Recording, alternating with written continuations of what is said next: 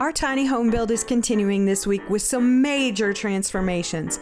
We repurposed some old furniture, took some time to create a solid foundation with the rest of the crew, saw some major progress on our tiny home, and experienced some more problems and a ton more stuff. Needless to say, it was a busy week.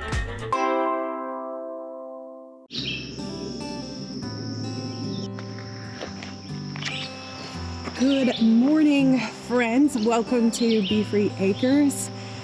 We have had so much happening over this past week, and let me just say we have a ton more happening this week. I feel like this is potentially the week where it really starts feeling like a true home and huge transformations take place.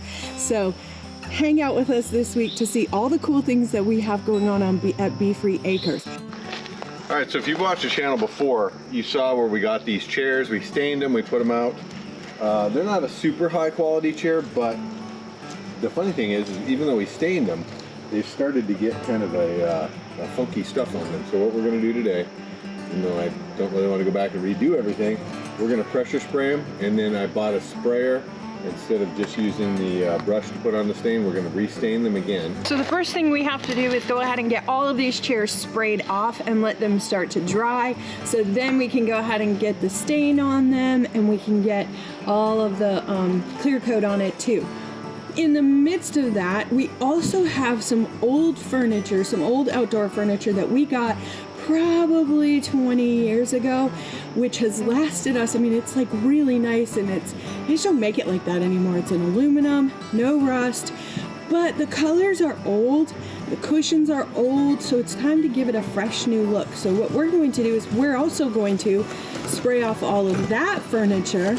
We've ordered some new cushions from Amazon, which I'm excited to get and see how it transforms the furniture. In addition to that, we are going to go ahead and get a wipe down with some acetone, and we're going to respray those so that they're black rather than that kind of brown distressed look that we just want to give it a new fresh look for our new house. So that's what we're going to be working on this morning, and we're going to try to do it early because it's so stinking hot here. By afternoon, you pretty much just want to stay indoors. So it's early, we're going to get started.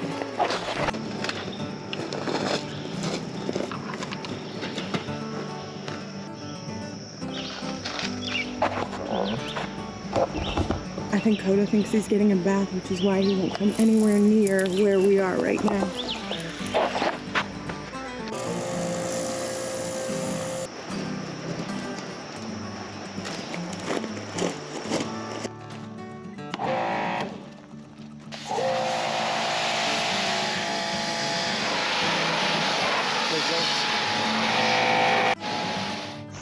All right, so pressure spraying the chairs, you got to take your time, make sure you get them real clean.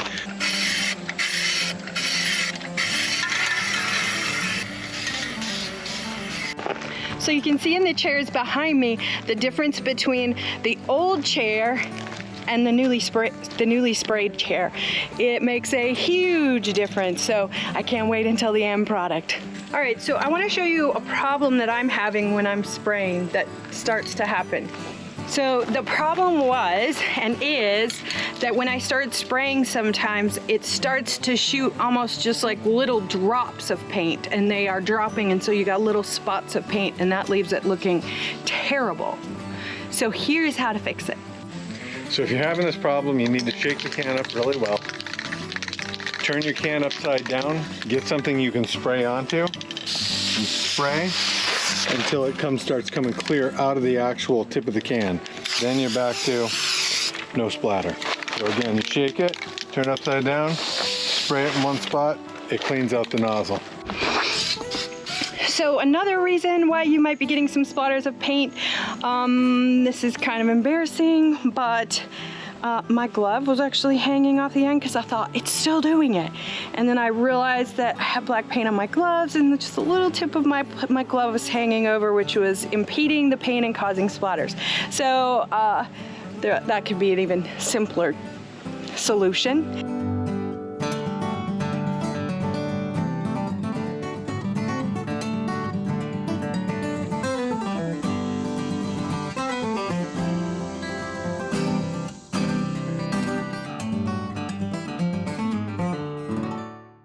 All right, so a good foundation for the family compound is to be built on the Word of God. So we are actually all going to head into the house here before the drywall gets put up. We're going to write Bible verses on the floor, on the studs and the walls. So that is actually something that I've always wanted to do, so I'm super excited. Me and my, what's that wrestler's name? My hair always gets looking like that wrestler. Ric Flair. Yeah, me and my Ric Flair hair. And it's not just us. You stand beside me and wait. I sing hallelujah. I bring my burden again to my Father and my friend. I sing hallelujah. Anytime, any place, you stand beside me and wait. I sing hallelujah. I bring my burden again to my Father and my friend. I sing hallelujah. The next major part of our tiny house build was the siding. Once it was up, the whole place looked amazing. It completely transformed the house, and the folks who did it just did a phenomenal job. You know, it's funny how something that seems like just an outer layer can make such a big difference. Life is kind of like that. The little changes we make, the effort we put in, even the details that seem small at first can completely change how we see things. And just like our tiny house, sometimes all it takes is one step at a time to create something beautiful.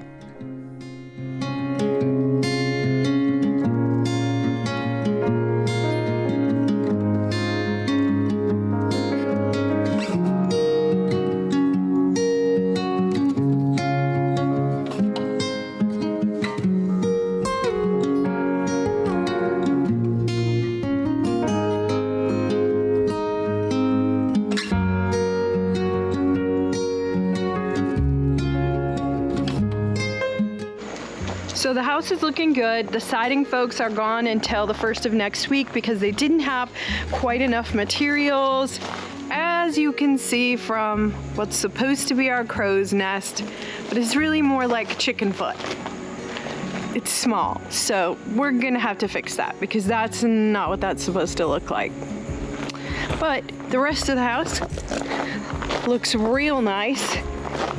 And the siding is looking really good. They're doing an excellent job on the siding, and I'm just very excited to see what it looks like once we get it painted too. In addition, they also got the window in the back, so our window that wasn't fixed, or that was the wrong size rather, is now in and looks really nice. I feel like we're riding the struggle bus a little bit again, with errors happening again, and I know that's par for the course, but it's not just in the house. Amazon is sending me the wrong things too. I ordered a rustic mirror and they sent me a rustic fireplace mantle. How is that the same? How's it even close? What's happening? We're in the twilight zone. I can smell the friggin' outhouse. The wind is blowing down, the outhouse is downwind from me.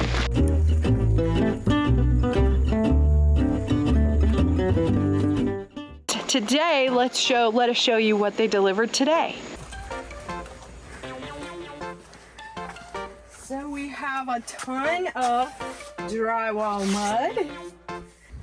We have, drum roll please, drywall. And we have four pieces of the board and batten, or not board and batten, of the shiplap that's gonna go on the ceiling. So this is gonna do maybe like up to the lights, and that's it. I don't know what they were thinking with some of the amount of stuff that they sent. It's not enough. People, it's math. So before they come to do drywall, we gotta have the insulation in here. And I don't see anybody on the way here to fix this insulation. So it looks like Kevin and I are gonna have to fix the insulation.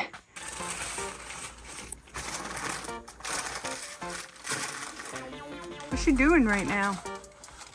Not the insulation that was pulled down when it got fixed in here, but the insulation didn't get put back up. The drywall starts tomorrow. And as much as I would hope that the drywall guys would put it back in, I don't think they will. All right, so we have some other exciting news for this week. We actually ordered our garage, and we're getting ready to get that put in. We're looking for some people to do concrete. And right now what we're going to do is we're going to go ahead and get the perimeter of it marked off, at least the general area. And just in case you were wondering, it's a metal building. This week was busy but productive, and more importantly, we got to come together as a family to bless our tiny home before the journey even begins. It's these little moments that truly matter, taking the time to appreciate the small things along the way. Thanks for being here with us, and we'll see you in the next one.